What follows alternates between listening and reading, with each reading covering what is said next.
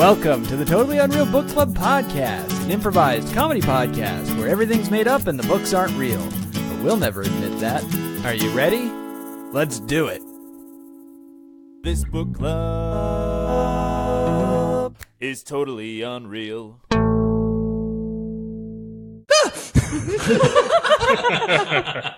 I'm your host, Willwood, and at the table today we have, starting to my left, Caitlin Dawkins. I was once addicted to the hokey pokey, but thankfully I turned myself around. Steve Marriott. Fridges are cool, but little insulated boxes are a little cooler. Damn it! I screwed it up. Let's redo it. We gotta start over. And a couple of special guests, my sister and her mister, Chrysalyn Wood. Hello, this is my first time. Be easy on me. And Neil McMullen. I burped in my shirt and it was gross. So, this is the 20th episode, and as being an episode that ends with the number 0, we are doing something different. So, instead of a book and instead of a video game, this week we are going to review our very first movie. And that movie, of course, is the cult classic. Everybody knows this one. Cleavers for Mosquitos. And it is a very... Gets me every time. It is a very serious movie to some and not so much to others. But the great thing about Cleavers for Mosquitos is that in its various versions, there's a little bit of something for everyone. The title has nothing to do with the movie. It's so great. Well, I mean, it does and it doesn't. It's not that it has nothing to do with the title. There are, of course, well, we'll get to that. But I mean, there's definitely a deeper meaning, and I understand what you're getting with that. But before we jump into spoilers, let's just all sort of talk about very briefly about your feelings on this movie. Now, of course, this movie is a 1978 classic, it has 4 different directors on it. It was a joint project from a young Georg Lucas, fresh off of Star Wars. And then, of course... Steven Spielberg, yeah. So he was a tag team at that time. Yeah. Yeah, so they had those 2. And then it was also, Quinton Tarantino was in on this one as well. That explains language. It was one of his earliest works. And then, of course, you got Robert Zemeckis, who would later go on to do Back to the Future. But this was sort of his, one of his earlier projects as well. So it was really a dream team of directors, and not to mention an amazing cast, as well as a couple unheard ofs, who didn't go on to do anything. But, you'd think that given the amazing creative tools that this film had at disposal, it would have turned out a lot better than it did. Here. Yeah. But nonetheless, it does fall into the cult classic status. Some people love it. Some people hate it. Some people love to hate it. Some people hate to love it. No, I love to hate it. All right.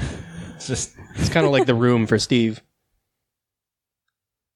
Actually, the movie, The Room. Well, it's funny. It's funny that you bring up The Room, actually, because one of the small bit parts on this that didn't really go on to do much of anything until later on, of course, is the fact that Tommy Wiseau? Yeah, Tommy Wiseau is actually in this movie. It was actually what started him off during his acting career, and what he wanted to be an actor, and the reason why is this film. This film is also actually where he got most of his independent funding from, that he never wants to dispel. But we're going to dispel that secret today because, damn it, that's what we do here, as well as review things. Anyway, so thoughts before we jump into spoilers? You're right. I did hate The Room. Thoughts on Cleavers for Mosquitos? Yeah, well, we'll get to that once I start into my tyrannical raid. No, wait, tirade. What? I'm upset about this movie, but whatever. Well, tyrannical raid, right? Because, of course, raid is one of the many things that they tried to use on the Mosquitos. Yeah. But that had comical results. So, any other thoughts on the movie before we jump into the spoilers and go into the whole plot? Just bad writing. But, yeah, what were you going to say? I love this movie for all its faults. No. See, no. I mean, it's just enjoyable. It's not. It is. There's so you can much laugh garbage. at the crappy you have to dialogue. Sift through it. Well, I don't. It's I mean, not worth I it. see the garbage, but I love it anyway. I kind of have to love it because anything that Quentin Tarantino does, I watch it and I love it. Yeah. Most of the time I'd agree with you, but this is the exception. I mean, it's interesting how you've got the different meshing of styles, right? So, of course, you've got Quinton Tarantino, which brings the violence and the dialogue and the sort of nitty-gritty nature, mixed with Robert Zemeckis' lighthearted tone and the time travel. And then, it brings in Steven Spielberg's just digital magic that he adds to every film. And then, of course, Lucas keeps changing it all the time and just adding things in and everything. Yeah, So it's hard to keep track of all the different releases. And There's Yeah. like 3 or 4 of them now. It's actually funny because Disney actually did end up acquiring this film in their takeover of Lucasfilm, because Lucasfilm was sort of the main, they ended up being the main license holder to this film. So Disney does currently own it, but they won't ever do anything with it, which is interesting. However, they did there was one release right before Disney purchased it. And I think Lucas knew that Disney was about to, because the acquisition was coming up in 2012. So he did actually place 3 hidden Mickey Mouse symbols in the film. Yeah. And it's really fun to go back when you have that version and just look for them. I love those hidden Mickeys. Any other thoughts before we jump into spoilers? No. Not spoiler. Let's get in. Yeah. All right. Spoiler warning going up. Warning. Incoming spoiler. Warning. Incoming spoiler. Now we're into spoilers. Well, at least our version of spoilers before it gets changed. That was a George Lucas joke. crap. I love George Lucas. If you're listening, George Lucas, How the hell did you get here? if you're listening, Please don't go. if you're listening to this podcast, just keep one thing in mind. David D. Magic has some words for you. Anyway, okay, so let's start with the plot outline. We'll go with the original 1978 version, and then we'll go over the changes that happened subsequently. Yeah. But, of course, so this has one of the most iconic openings in all of film that nobody ever remembers, and that, of course, starts off with the planet Earth getting sucked into a black hole. Yeah. The effects are really crappy. Laughably crappy. Yeah, because basically what happens is, so you've got, they weren't using too much blue screen back then in the 70s, but It's like a globe on a string. Yeah. And then they just vacuumed it up with an actual vacuum that was They surrounded just in painted black it cloth. black and put cloth yeah, around. Yeah. and then man, on the brutal. but they left the vacuum head attachment. It was like the long rectangular one, and then on it they just wrote with gaffer's tape, or they put gaffer's tape on it, and they just wrote in Sharpie "black hole," so that you knew right what it was. So it was just kind of sucking the globe right into the vacuum cleaner. But there's scenes later in the movie that have the people's flashback to when the original sucking into the black hole happened, and they weren't as cautious with those reshoots. And in one of them, you can see Dirt Devil written right across it, and so they actually wrote in the character the Dirt Devil later on to try and make up for this because they didn't want to go back and Yeah, because the Dirt Devil lives inside of the black hole. Yeah. Well, yeah, And he but is now, but that was all part of. Good thing we're in spoilers because they didn't want to have the Dirt Devil character. They had to write him in to cover their ass. Yeah, that's true. Yeah, absolutely. But and then also, of course, when Lucas in some of his later ones, he completely changes the vacuum entirely and just makes it like a CG version of everything. But unfortunately, it makes the acting a lot more wooden because they were no longer acting towards a real vacuum cleaner. Yeah. I really miss the vacuum cleaner. I thought it sucked. Anyway, so the movie opens up. Of course, the One Earth might gets say sucked blow. into a black hole. Which is where the time travel comes in, which is Zemeckis' special, which of course gave him, when he went on to do Back to the Future. So this movie does feature time travel, but it's not really important to the overall story. It's literally just there, because the Earth gets transported back in time and then a little bit forward. So it takes 2 steps back and 1 step forward. Yeah. Very Quentin essentially. Tarantino in that style. Exactly. And then of course the blood, the blood appears on the Earth because, being sucked through the black hole and into an alternate time zone. It changes all of the water to Into blood, yeah. Yeah. So the oceans, it just. Exactly. Which is really great for the mosquitoes. Yeah. Because they are bloodsuckers. But we'll get to all of that. So, we open on our main character, of course, who, is lying in, near death state in the ruins of East Germany. And Steve's having some There's a fly actual. attacking me. You sure it's it not wasn't a mosquito? do you need Jinx. a cleaver? So he's lying in East Germany, and In the ruins of East Germany. yes. Now, of course, being back in the 70s, it's a bad German accent that Samuel L. Jackson has, but it's there. He was so young in that movie. Yeah, he was very young. I think he was like still a teenager. I think. Yeah. So Was it one of his first? I think it was his. It may. We have to check IMDb later, but it was definitely one of his first film appearances. Of course, he didn't really hit it big until Die Hard with a Vengeance. But speaking of which, young Bruce Willis also is in this film. This is just. I can't remember if it's just after or just before his honeymooners stint on TV, but it was around that time Around anyway. there, yeah. Yeah. Before my time. So Samuel L. Jackson, of course, his character's name. Everybody remembers this. It's very iconic. Marvin. Yeah. Marvin. No last name, just Marvin. Yeah. I think his last name was Marvin, too.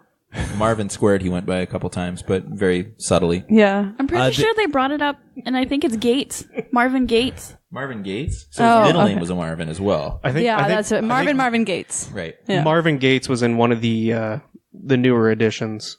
Oh, they did give him a okay. new They last changed name, his yeah. name. I don't know this one too well. Gotcha. In the original, actually, I think he just went by Marvin the Earthling. On his little name tag, it was Marvin, and it had the little two like Marvin's. Yeah, and he also wore like a sort of kind of gladiator helmet, which was interesting. There may have been some inspiration from a certain Warner Brothers cartoon character there. Did you see in the behind the scenes footage from the filming of this? There was one scene where they couldn't get any of the levels on the volume proper, and Marvin, or the character who played, or the actor who played Marvin, was Samuel L. like, Jackson. "Where's the boom? There's supposed to be a microphone boom." Right, and George Lucas took that as very literal because he was more of a special effects person at the time and more of a writer director. He wasn't too in tune with all that kind of stuff, so he didn't realize he meant like a boom stick for the boom mic. So he actually just bought some of those like those throwing bomb pop, the firecrackers. He just started throwing them at the other directors, which of course gave him a bad reputation. And they were like, George, please, we know that you like your lasers, but can we just make this a little more professional? I'm not sure who said that. I'm not sure whose voice I was. That was imitating. definitely Quinton Tarantino. I saw that in the behind the scenes. I think they like Yeah, blurred out his you're face because right. he was. I like, think it was happy Quentin, with but they actually it was off screen. They didn't show you who it Yeah. was, but it was pretty. I'm pretty sure it Open to was Quentin interpretation. because right after that he actually tied George up to a chair and started beating him. Yeah. While dancing to some really good music. And let me tell you, George didn't pull that shit anymore. So Yeah. Because he got Tarantino'd. yeah, exactly. that's where that verb came from. Yeah. But of course, Marvin the Earthling, later known as Marvin Gates, so he wakes up. You're not quite sure what's happened to him, but he's clearly been through some sort of fight or war or something like that. He's missing an arm. It changes depending on the release. Sometimes it's his left arm, sometimes it's his right arm. Yeah, I don't know how they managed to do that. I actually think it was just a continuity error. Yeah. And so I think they filmed it both ways, and then when they were cutting it together, they didn't get the shots quite It right. happens. Yeah. But that's one of the reasons I hate this movie. But carry on. in that same behind the scenes making of, which of course is one of the greatest titles ever. It's called Cleavers for Makers : the Mosquito, the Cleaver story. That's what it's called. Yeah. It's weird because it doesn't actually have the title of the movie in it. They call it Cleavers the Mosquito story, but Well, that's what you expect from a behind-the-scenes title. You don't want it to be the same title as the movie. Otherwise, it's just confusing on YouTube and whatnot. yeah, exactly. But anyway, but in that same documentary, of which there is only one documentary that was made, although there are different re-released versions of it that have slightly different scenes in it. Well, like Cleavers, the Mosquito story, the final cut. Yeah, exactly. Yeah. And then they have the director's cut. Because all four of them had a big fight on who was going to have the director's cut, so they just kind of put a little bits and pieces of all theirs in it. Anyway, it's surprising that they all went on to have careers after this, but well, 3 of the 4. So Yeah. Ooh. So Marvin wakes up and he's missing an arm. Which arm is Open to missing interpretation. depends on your interpretation and your version. But he stands up and he's wearing some very short shorts, which I'm not sure where they were going with that. Well, that they were decision. bedazzled, which was very interesting. Yeah. Well, I think it's important that they did that because they were basically setting up Bruce Willis's character's entrance at that point. Because what happens is when he wakes up and he's wearing the short shorts, just over the hill, a young Tommy Wiseau, who plays the character Wiseau, he pops over the hill and he yells, "Hey, who likes short shorts?" And then Bruce Willis, Bruce Willis is, I think that's a pretty good rendition of how he did it. It was perfect. And then Bruce Willis's character walks in. Of course, we all know him as Paul. Paul Gates. They were brothers. yes, from Another Mothers. Yes. They were blood brothers.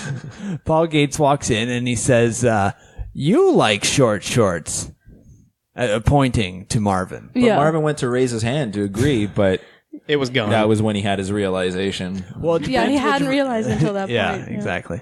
It also depends which version you're watching, because in one version he does raise his arm. Yeah. But then he looks at the other one and he goes, "Ah!"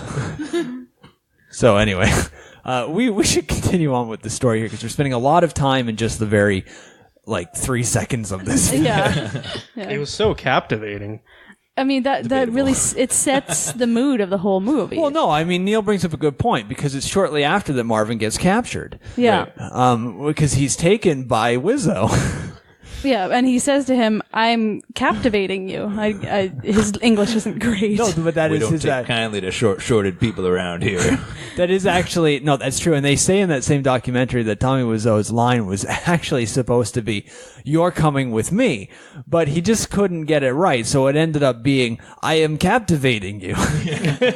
Because the directors were saying, "Be captivating in your performance." And he says, "Oh, okay. I am captivating you." But And they just after went with 5 it. or 6 takes, they just didn't have the budget to do it anymore. So they just left it in. Yeah. So this is when they take Marvin to their camp, or their slave camp, I guess it was. Well, it was actually just a children's summer camp. Right. Well, they converted it though, because they were trying to harvest all the precious materials that were just under the surface. Yeah, Namely the beads and bracelets that had been lost many, many years ago. Yeah. For fine currency And the nowadays. discarded shoes. Yeah, I mean, it also depends on how you interpret that. I like how you interpreted it that way because you gave it sort of more of like a Indiana Jones adventures, like searching for treasure vibe. I was when in trying to make actual, something out of it. yeah, I mean, in actuality, the way I got it was more of a literal sense because what it is, it's a summer camp for children. Then literally underneath that is the underground slave camp where they capture people to build like jewelry and with beads and stuff like that. Right. And they've been lost for centuries because, or not centuries, but they've been lost for years because all these people were taken.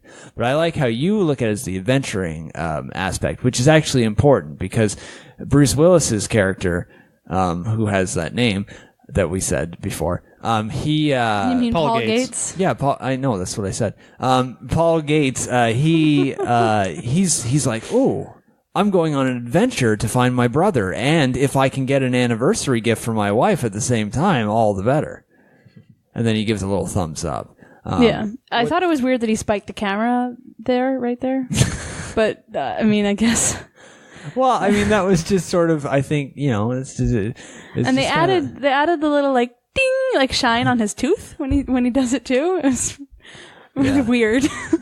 But I like it. I mean, it's charming. And It is charming. And I mean, it goes on to sort of like that sort of charisma that he has in this film is, I think, what ultimately got him the role in Die Hard. Not to mention the fact that he already had a lot of practice working opposite of,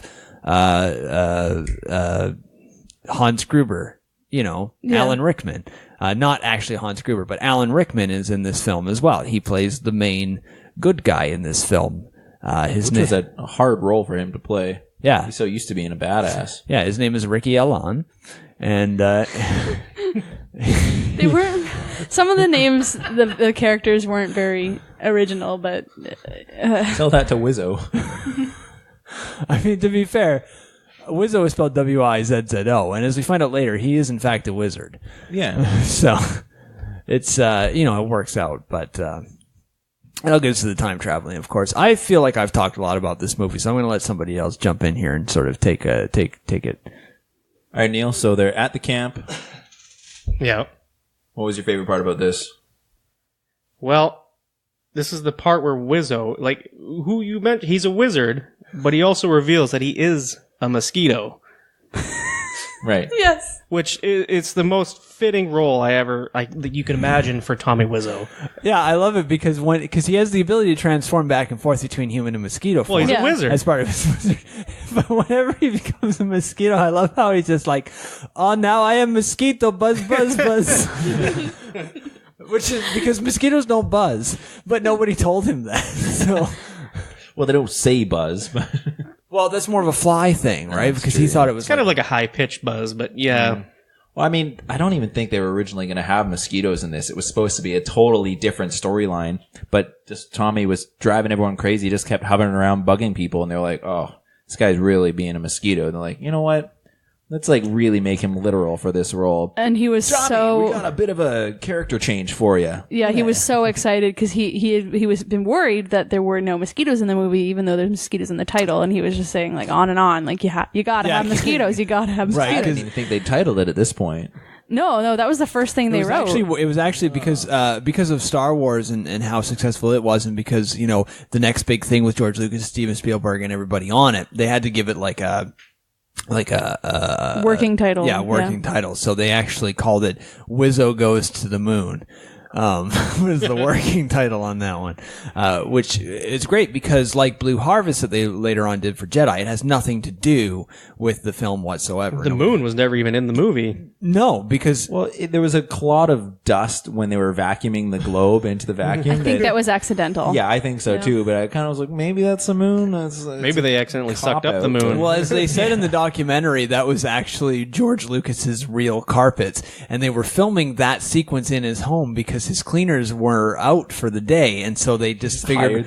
They figured, well, while we're doing this scene, we may as well clean up my carpets at the same time. And he had black carpets. That's fascinating. I did So not that's how know they that. got the spacing. But also in the documentary, as we were going back to, Tommy Wiseau was actually throwing a whole fit about there not being mosquitoes in the film because he was all like, "What mean there's no mosquitoes? I am become mosquito." And he was very. I don't do a great. It Tommy had to be a Wiseau real accent, Hollywood but- movie. And Yeah, Yeah. he wanted to be. This real Hollywood movie have mosquito. if mosquito in title, mosquito in movie.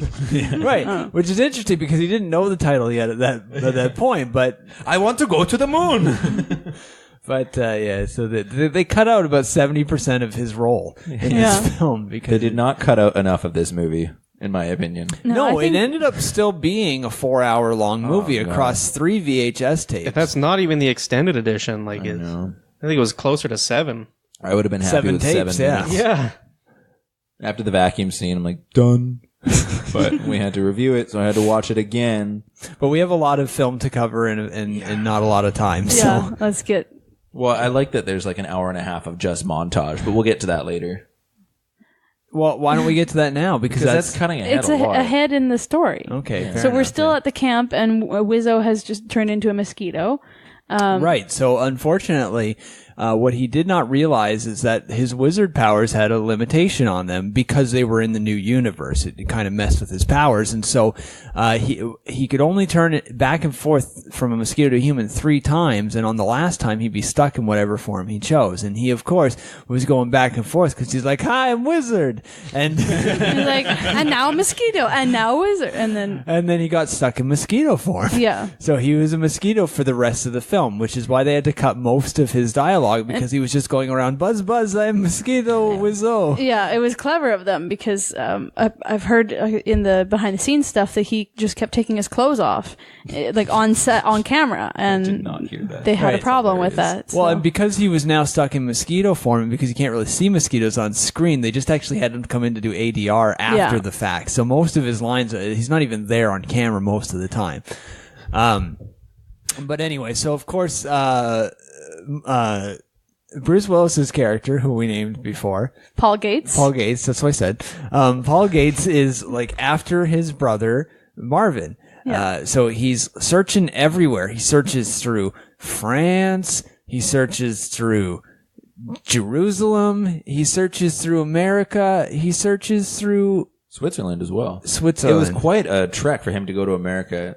They didn't really show that, Well, but they just kind of mentioned Well, Because it was the- the best part. Like, it was one of those old movies, right? And they just showed the little plane going across the map to dotted each little lines, point. yeah. Yeah, which is interesting because they showed the map, the plane dot on the map, but then when they switch over to him arriving in America, he's on a boat, and he's like coming in where the Eiffel Tower, not the Eiffel.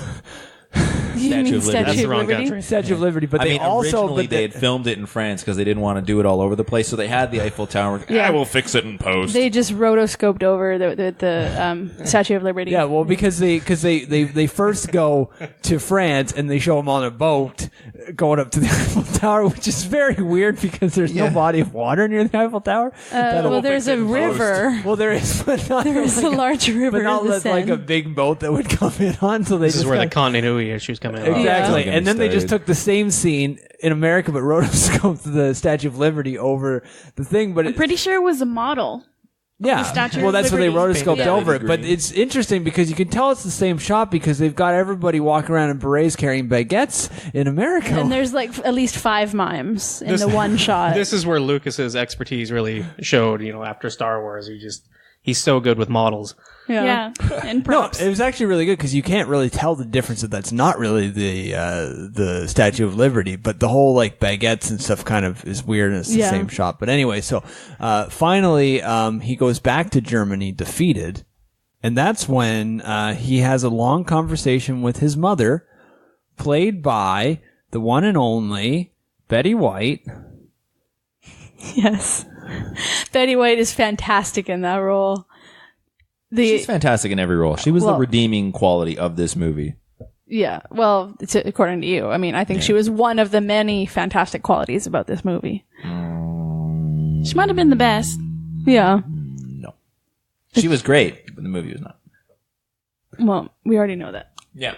Carry on. Yeah. So anyway, her name is Whitley Baton. You'd think that her last name, of course, would be Gates, but it's not. She kept her maiden name. Yeah.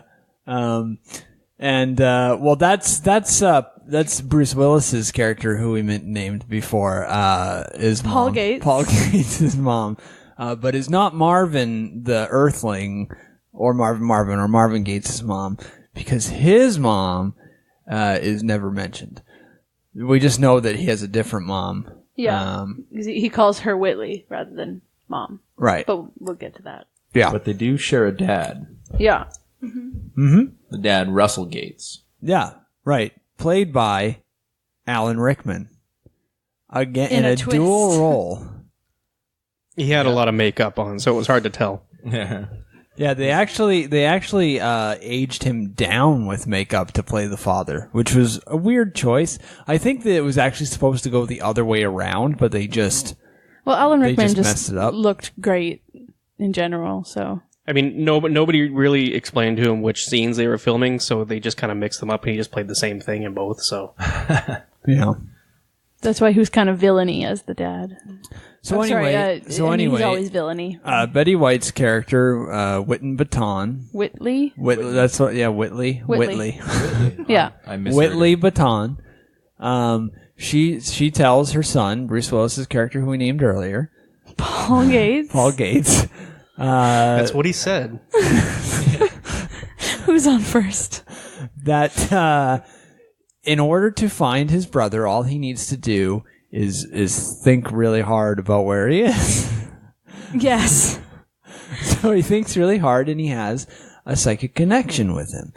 And Marvin says, "Hello, who is this?" And Bruce Willis's character, who we named earlier, Paul Gates. that's what I said.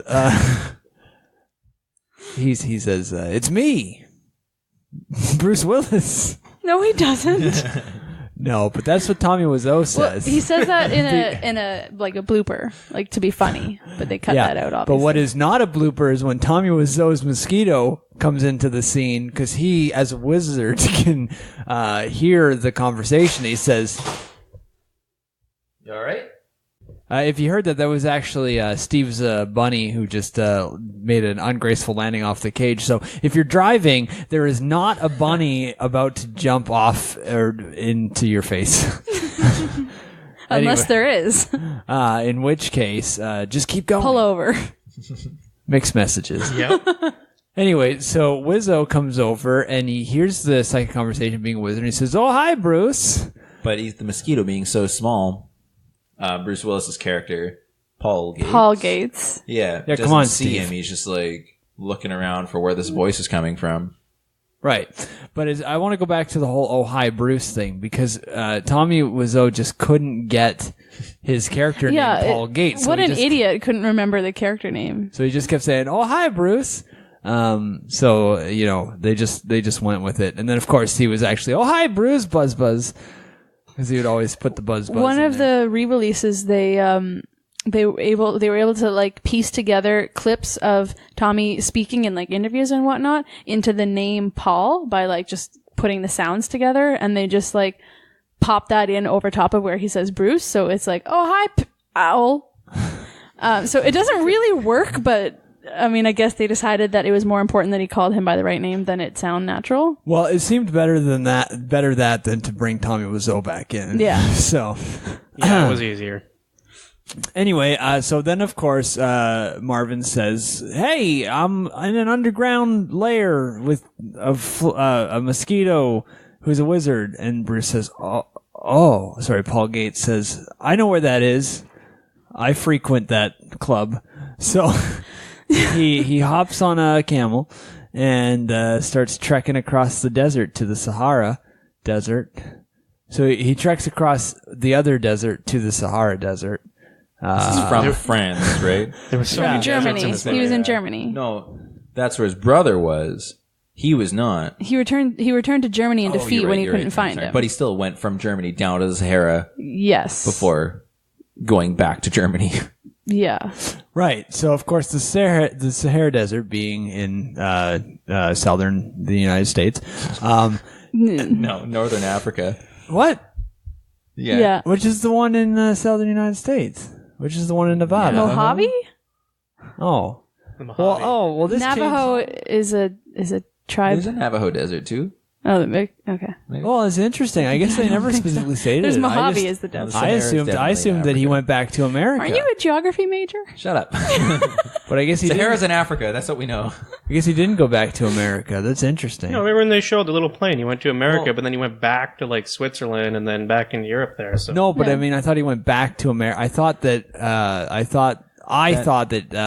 That's because the Statue of Liberty was in it again, because they filmed both scenes in the same spot and they just tried to like Photoshop it out. But before Photoshop was really like Yeah. fine tuned as software, They so just it's put a kind of- sheet over the yeah, model you could kind of and- see feet still. Yeah, it was confusing. And then also they just used the same shot of Bruce Willis on the boat again, but they just they rotoscoped a camel over the boat. Yeah. So he's on a very large camel in the Which water. is kind of like swaying. yeah. Yeah. Didn't really work. And the camel goes, and that's what got me. I was like, camels don't make that noise. This is completely ridiculous now. Yeah, and I then- was like on board until this point. well, the I'm camel's pretty legs sure were- that's just like a boat horn. Well, yeah, exactly. But they close. tried to pass it off as a They camel. made the and- camel's mouth open at the right time. Like, When the steam started coming out of the camel's hump, that was a dead giveaway. and his they legs actually- weren't moving. Yeah, well, they actually tried to cover that up because then they just had an extra shot of a person who comes in and says, "Hey, your camel's water just broke," which is why they were in water, because he says, "Yeah, the water in the camel's humps, it's gone. It's it's steam now." Yeah, camel's running a bit dry. Gotta Yeah. go to the camel station. It was a weird scene. It was a weird. Camels started evaporating. It was a really weird scene, made even weirder by the fact that this, of course, was the hour-and-a-half long montage Yeah. of him just riding the camel in the ocean. to different places. And, Yeah. When I first watched this movie, you kind of just forget what you're watching. You think it goes into a different movie, and then after an hour and a half, you're back looking for Marvin. Yeah, I honestly thought that I dreamt this movie, but I guess I didn't. It does feel a little bit like some sort of like Fever drug dream. trip, fever dream type thing. Like, a lot of things just don't make sense. You just have to roll with it. But it definitely exists. So, Yeah. moving forward, he gets to the Sahara Desert, wherever it's located. And you know that he's in the Sahara Desert because they actually took a Coke can, but since they can't have the Coke logo, they just taped over that and just put Sahara Desert and just plopped it right in the middle of a sandbox. Yeah, it's a really interesting location, like marker thing. Yeah. Yeah, it's interesting. You would think that a movie that has a joint direction from George Lucas, direction, production, funding from George Lucas, Steven Spielberg, Quinton Tarantino, and Robert Zemeckis would have a larger budget than this. Yeah. But it was really just kind of a side project I think they did for fun. I think the budget was blown on having 4 directors. Yeah. That's true. They didn't really have a lot of money left for the movie. Yeah. And that boat was really expensive. Yeah, that's why they true. used it a lot. That's Fun true. fact, the ship captain / camel captain that came out and was like, I think you're finally at your destination. It seemed like a no-name guy. Nobody really recognized it. Robert Downey Sr. Oh, Yeah. cool. Yeah. Fun fact. That is fun. And he actually had a son, he had a kid running around with him. But that wasn't Robert Downey Jr. No, that was actually Cuba Gooding Sr. Who looked very young for his age. It was pretty impressive. Yeah, no, you said it, so that's what happened. Yep. Certainly. Yeah, but anyway, it's not really important. It's just it's one of those little in the when MTV aired it and they did like the pop-up video special of this film, that was one of the little pop-ups that came up and said, "This is actually Cuba Gooding Sr." In a very aged down role. Aren't prosthetics cool, kids? Anyway. Yes. So he reaches the Sahara and befriends a tribe of camels because he decides his camel needs some friends. And he's also sprung a leak, so he needs some water, and the camels know how to refill camel humps. It kind of goes off into a weird plot, but anyway, so he and this tribe of camels journey together. Is it a tribe of camels or like? I feel like it should be called like a hump of camels or like some sort of. Well, you can call it weird whatever word. you want. No, but there's a word for a possum. I mean, do you want me to look it up? Not right now, but I'd like to know later. Camel Squad. Let's say squad. Group, yeah, I like squad. That's All right, better. so he goes with the squad of camels Also known as a hump. across the Sahara, and then reaches the place where his brother Marvin is being held, which of course The summer is the summer camp. Yeah, but it's held. It takes place in Germany. across the Sahara In the ruins. to East Germany. So he was in East Germany all along, Oh, I follow where you're going with this. Yeah. but he just went all the way around the world for no reason. Well, we find out later that his mom really just hated him and wanted him out of the house. So she was just sending him off on different things, which we actually find out later is a big spoiler to the plot of this movie because really, but we'll get there. I'm sure some people could figure it out because I certainly sensed it from a mile away. But anyway, so he goes in order to get into the underground part of the camp, he has to pass himself off as one of the young children at the summer camp because it's only for ages 8 to 9. Right. Yes, very limited and specific age group. He was taking notes from Cuba Gooding Sr.'s character to say like how to age himself down a bit for this. Yeah, as well as Ricky Alon, who we forgot to mention up to this point, other than when we mentioned him. But Well, he just comes in now. yeah, exactly. So he comes in and he says, "Hello, I am Ricky Alon, and I can help you with the age down that you need because I am a prosthetic man." Yeah, he's a man made of prosthetics. Yeah. A lot of people just call that a robot nowadays. I thought it was just Alan Rickman. Well, he does have a bit of a malleable face, I guess you could say. Well, he certainly does current day.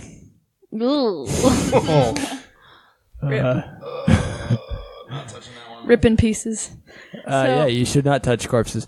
Anyway, Oh no. What? It's true. He's a corpse. A little respect for the man, though. I have great respect for him, but he's still a corpse. Probably not anymore. Yeah, but best not to call him a corpse, like a person who has passed away, or I don't know. A corpse feels like something you find in a morgue. Well, that's where you'd find him. Not fair enough. Okay, Anyway, put my 2 cents in. It's another reason I hate this movie. Because Alan Rickman has died? Because he's died. Yes. Oh. It's okay, Steve. I see those tears.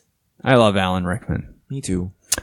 But as we continue on, we find out, of course, that he takes him over to his prosthetic shop and puts some prosthetics on Paul Gates and Covers Paul over his beard with Candy. young candy. Yes. Which is to Sour say Patch John Candy. Chewed Sour Patch Kids. Yes, young John Candy. He just has John Candy stand in front of him so you can't see his beard. John Candy looked very young at that time. Yes. He was in phenomenal shape. Well, it's interesting because Ricky Alon's answer to aging him down was just to have John Candy stand in front of him the whole time and say, "Yeah, my kid's here." Yeah. Yeah, it was I love that part. I love a lot of the parts in this movie. They're just too ridiculous. So, John Candy and sorry, John Candy's character name, Chrissy. I think he's one of your favorite characters, is right? Yep. His name is Philip. Yeah, it sure is. Yeah. Just Philip. So Philip and He may have a last name, but they don't really mention it. No. He just says, "Hey, I'm Philip. My kid's here. Philip He's behind me." and Paul Graves get into the Paul camp. Graves. That's a little spoilery. Gates. Sorry. Wow. That's what she Freudian said. slip there. Sorry, I got Paul Gates and Michael He Graves becomes mixed Paul up. Graves later, so Well, Whoa, Michael spoiler. Graves that's what I'm saying. comes in later, but yeah. So It's anyway, actually they- Paul G. Raves, but again, spoilers. Sorry, that's in spoiler zone. But Anyway, yeah, well, that's Buzzkill.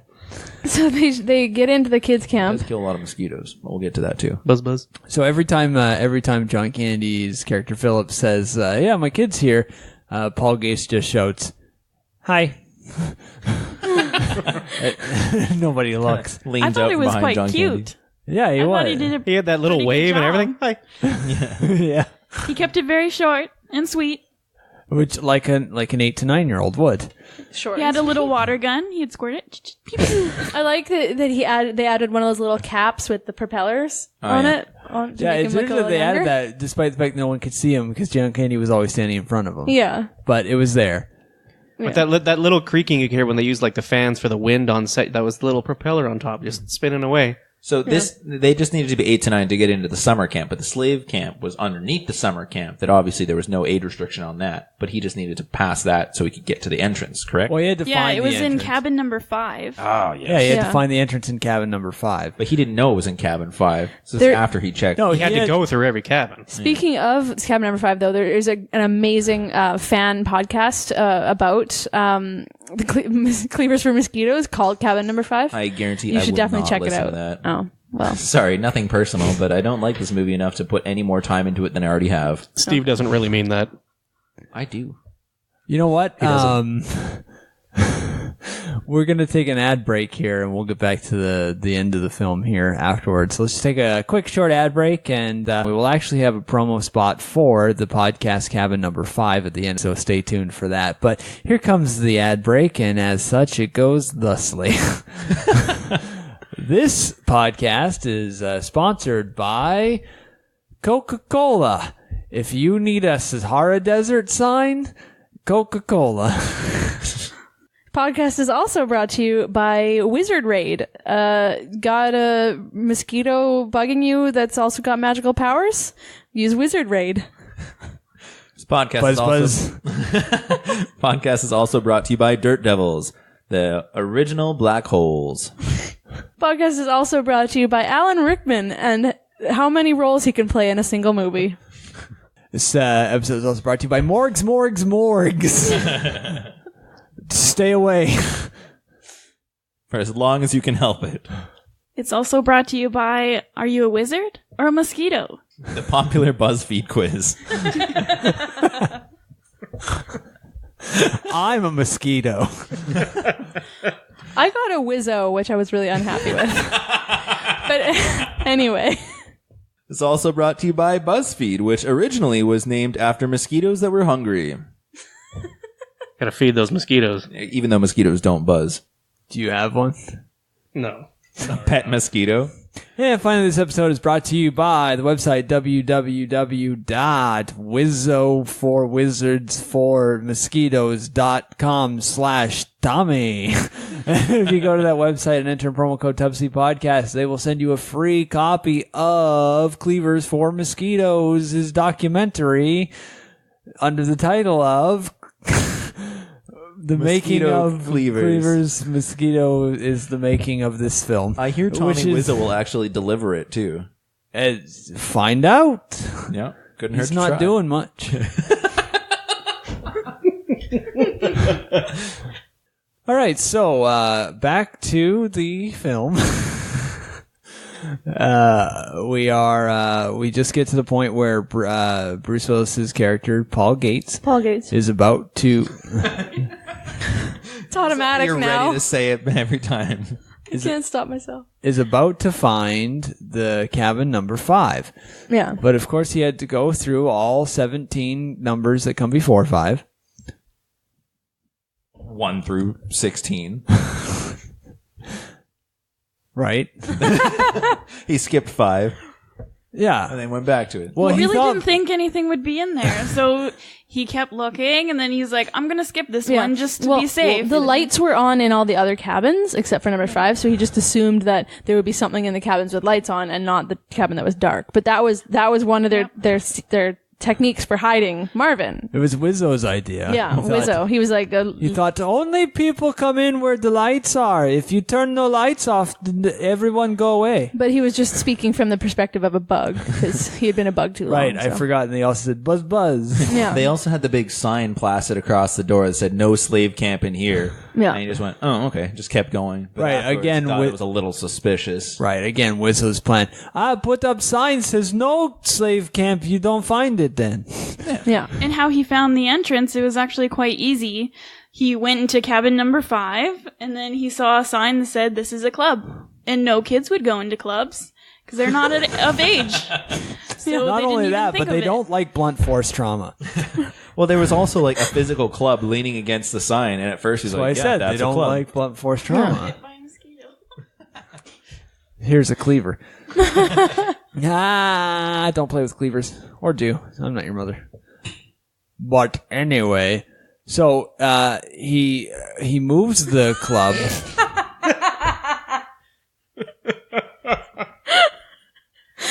Chrissy just caught a mosquito in her it with her hand. bare hands. Crushed it. It was, oh God.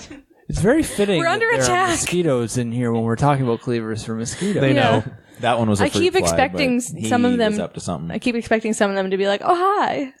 Buzz buzz. I'm a Tommy. I'm Wiseau, buzz buzz.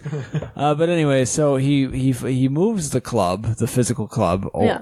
to the left, and then it opens a door that leads downstairs to the basement, underground. So he goes down there and he sees all kinds of people down there. There's and this is a very star-studded cast. So you had, of course, you got Samuel L. Jackson.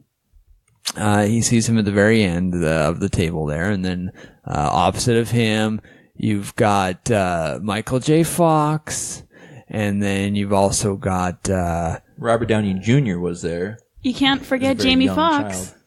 child. Jamie Foxx is there. He was very young, Fox. very young. And then, of course, you have Molly Ringwald. Molly Ringwald was there. Absolutely, Emilio Estevez was there. And Star-studded cast, really. yeah, But especially very for the early on for a lot of Yeah, their they careers. weren't anything yet. Rick Moranis, Bill Murray. And little known fact, Molly Ringwald was holding a little baby Elijah Wood. That's true. Yeah, Yeah, that was Elijah's first, No. first Fun movie. fact. And they were all sitting at this table just playing mahjong, which was very bizarre. But I guess it was like break time at the slave camp, so they're like, "Well, might as well play some mahjong. That sounds good." Yeah. They made all those tiles. Yeah. Well, with all the like beads and stuff they found, so it wasn't a traditional mahjong set, but They had to like sneak away little bits and yeah. make their own tiles. It also wasn't traditional because Mahjong is 4 players. Yeah, they were doing teams where like people play 2 together. I know it's not as fun when you have to like 2 people on a team and you're playing board games and stuff. Well, also they had 7 plus the baby, and so the baby had to be someone's team member, and that wasn't. Molly that Ringwald, wasn't. Yeah, so it was no brainer. well, he wasn't her baby either. Right. No, but they were on a team together. And then, of Yeah. course, during all of this, you had Wiseau just flying around saying, "Move this tile here. Now you do this one here." And He'd be like, "Oh, I see you have 7 bamboo. Very interesting." And they'd be like, "Shut up." oh, I see. All This they could hear was buzz buzz.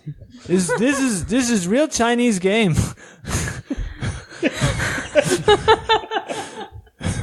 So in the midst of all this, of course, Paul Gates just grabs Marvin the Earthling. Marvin and, Gates. and leaves. Yeah. They just leave. It was a miraculous escape. And Bill Murray's like, "Hey, he's my team member." I'm not sure Oh, if he great. wanted to It leave, cost me though. the game. I think he quite enjoyed it. Well, he Yeah. wanted to win. He was like way ahead in points. That's But he how also mahjong had works, lots right? of There's friends. points. But Paul Gates needed him because he needed him to take on his mother, who he really didn't like. And when they walk out and they think they've escaped, who's to greet them but his mother herself? Whitley Baton. Yeah, Whitley Baton. And she actually was the one who hired the wizard, Wiseau, in the first place.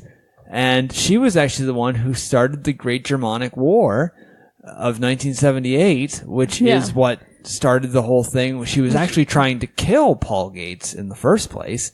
But she messed up and accidentally bombed Marvin, the Earthling, which is why he lost an arm. And- One arm remains to be decided which one. It really impacted his mahjong skills, I must say. Yeah. You couldn't Twitter the sparrows And so when Paul finds as out, easily. everything that had happened, he just kind of loses it and he grabs a cleaver.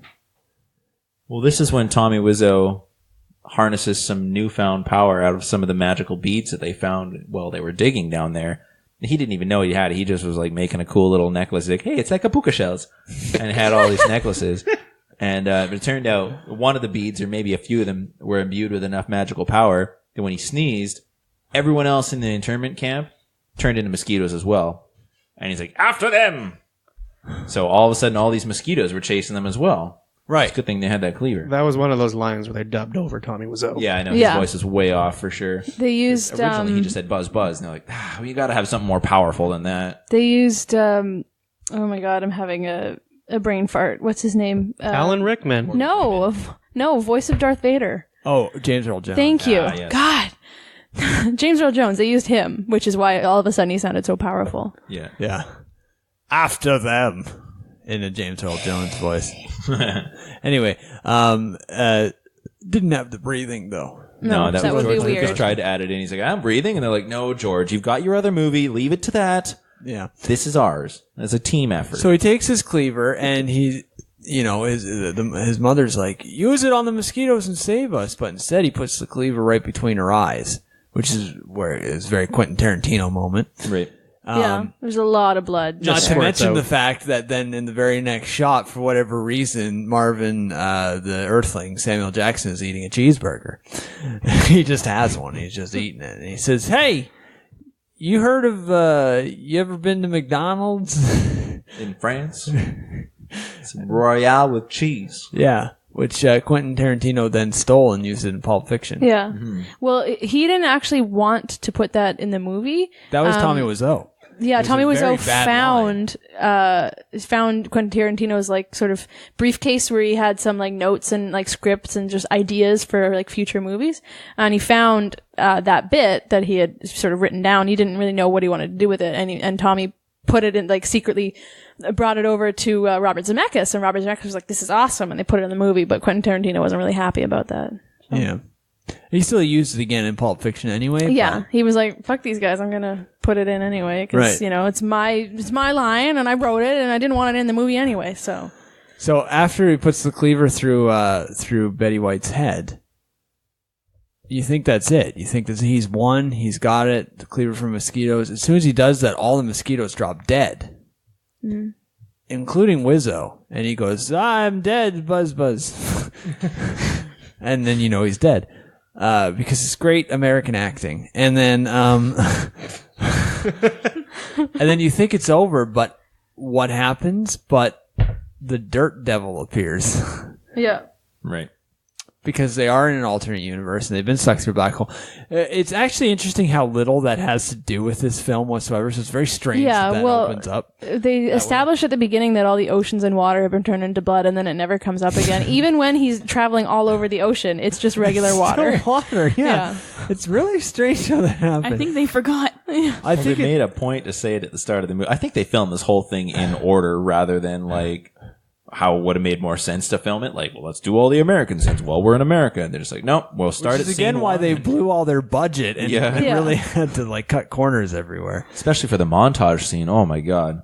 Just so Yeah. ridiculous. It's really bad.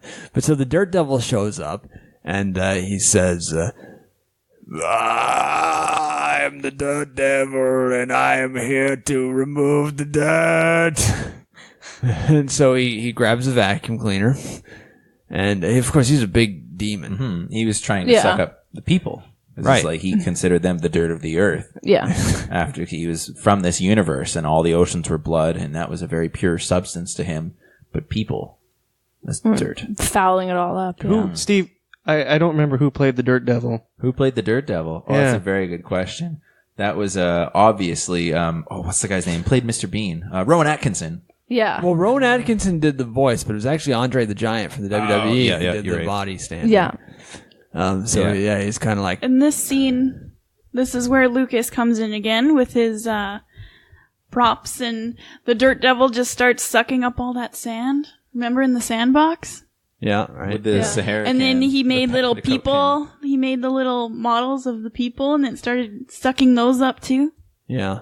No, it was good how he did that, yeah. And then it was interesting because a little bit of sand got on the devil's foot and he says, I hate sand. It's so coarse and rough and it gets everywhere. That's why I'm sucking it all up. I think they used that line somewhere else. I can't remember. Yeah, that sounds really familiar. I don't know. Lucas had some input on it, but I'm not sure. And then, but so they're like, oh, how do we stop him? And he says, of course, the devil kind of speaks like Mr. Bean. So he's like, Mr. Bean didn't really speak much in the show. no, but Rowan Atkinson. it's does a more bit. like how he spoke in the movie. Yes, I'm the Dirt Devil. Yeah, exactly. It was kind of like, my one weakness is mosquitoes. But they're all dead. So he thinks he's fine, but they all think they're done. But that's when Wiseau really pops back. He says, I'm not really dead. But then Wiseau grabs, like, kind of not grabs, but like shuffles all the other mosquitoes that were dead just over to the edge of the ocean. There's quite a ways, but he just shovels them in and they pop into the blood. Because it's suddenly now blood again. Yeah. Yeah. They remember It's almost water like with red food dye. But It's we got almost the like picture. they set that up in the beginning of this film and then completely forgot that they did that. But then at the very end, when they realized it, they just brought it back again. Yeah. It's sort of like that. Almost like that. Have yeah. I mentioned that I hate this movie? No. I hate this movie. Really? There's a lot of continuity errors. The writing is awful. The acting's not bad. Well, it's not bad in the original version. Once they bring in the CG, it gets a lot worse. Yeah. But anyway, so Wiseau pops up, and after he pops them all into the bloody ocean, up comes a cleaver for a mosquito. Yeah. Because it's very tiny. It's a little mosquito size. Yeah. So he picks up the cleaver Very tiny, but very sharp. and he flies over and goes, Buzz, Buzz, I'm gonna get you. It's time for you to meet Cleaver. Cleaver was the name of his cleaver. He wasn't very original with that. Yeah. either. And just when the Dirt Devil is about to suck up the last two people on Earth, Marvin and Paul, Gates. yes, Yeah. he puts the little cleaver right into just that little like part where your ear connects to your head when you get a little slice in there. It really hurts. Yeah. Chopped his ear right off. Well, not completely off. Because the Just dirt, The Dirt Devil is really terrified of mosquitoes, so that added to the slice. Yeah, he didn't cut his whole ear off. He doesn't chop right off, but just enough, like when you get that thing, so you're like, and you feel like maybe your ear is attaching from your head, and so he was just checking to be sure, and then rips his own ear off, and he's like, my powers, and then he just dies. Yeah, because his powers were all in his ear. Yeah, as most devils are known for that, actually. Common demon lore. Demonology. Yeah. And then Paul and Marvin look at each other and say, we're the last two people on Earth. What do we do? And the other, he looks at him and goes, we repopulate. And then it cuts to black. And that's the movie. Yeah, I don't know if they knew a whole lot about biology when they wrote that last bit, but it's a different universe, so whatever. Like, they also had flying wizard mosquitoes, so who am I to judge? They definitely set it up for a sequel. They sure did. Which they have yet to, I hear it's still in development. Yeah. Yeah, every couple of That's been years, backshelved people for are a just few years. asking, hey, so what is it? You going to do a Cleavers for Mosquitos sequel? And they're like, yeah, when the right script comes together. Well, it's hard for those guys to all come together again and work on the same thing because, they all have their own lives and some of them have had feuds and the years have passed and they can't agree though to let it go so that the other ones can make it. Alan Rickman passing away was a big kibosh on the whole thing because he was integral to this film. Yeah. Because Tommy Wiseau apparently was one of the people really holding back the sequel, saying that he was just too busy, and everyone was like, "Really? Yeah, can't do it. I'm too busy." I'm a big Hollywood star now. Well, I'm sure Lucas has time to work on it now. Yeah, that's true. Anyway, it was nice how in subsequent releases they dedicated it to the memory of John Candy. And Alan Rickman in the most recent ones. Well, there hasn't been a re-release since he died, but I would assume that they would have done that. Yeah. Well, I watched. It was airing on TV a few years ago. I watched it, and they put at the beginning just a black background and some text dedicated to the memory of. That was I guess a couple of years ago now. Sweet.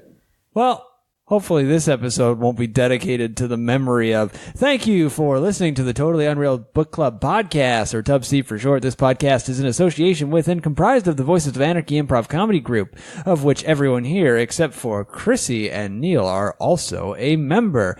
You can check us out at www.voicesofanarchy.com or on Twitter at voicesanarchy. You can find the podcast on podcast services around the globe, and you can support the podcast on patreon.com/TUBCpodcast. That's TUBC podcast, where for only $1 you can support this show and help us keep the mics on and doing what we do.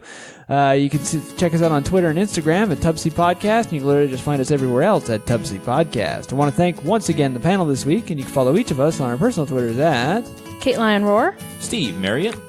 I don't have Twitter. Chrissy Wood on Instagram. and Will J. Wood. The whole system, are you? Yep. And also, if you want to follow me on Instagram, it's at the real Will J. Wood. Anyway, there's nothing on Instagram for me. Thank you all once again, and we'll see you next week. I like in the director's cut where they have after the Dirt Devil gets cut, Tommy Wiseau goes, "I am tearing you apart, Dirt Devil." Buzz, buzz. Hi, Bruce.